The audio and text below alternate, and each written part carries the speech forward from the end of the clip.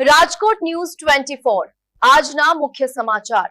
Petrol પંપો પર કૃત્રિમ અછત કે શોર્ટ સપ્લાય હાઈવે પરના અનેક પેટ્રોલ પંપો બંધ।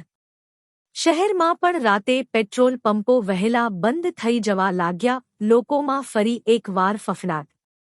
પેટ્રોલ પંપો પર ડીઝલની કૃત્રિમ અછતનું કારણ ગોલમાલ।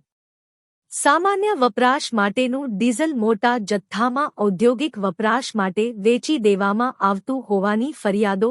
નોર્મલ અને ઔદ્યોગિક ડીઝલના ભાવમાં જંગી તફાવત। યુદ્ધના માહોલમાં ટ્રમ્પે રોજ જાતના નિવેદનો કરીને શેરબજારમાંથી કરોડોની કમાણી કરી લીધી। ટ્રમ્પે શેરબજારમાં 90 દિવસમાં 3700થી વધુ સોદા કર્યા। હવે થઈ શકે છે તપાસ। બુધવારે રાજકોટ સહિત રાજ્યભરમાં દવા બજાર બંધનું એલાન। ઇમરજન્સી માટે અમુક મેડિકલ સ્ટોર ખુલ્લા રહેશે। ડુપ્લિકેટ દવા સામે દવાના વિક્રેતાઓ દ્વારા લડતનું શસ્ત્ર। ડોલર સામે રૂપિયો ઐતિહાસિક સપાટીએ 6.18 પર પહોંચ્યો।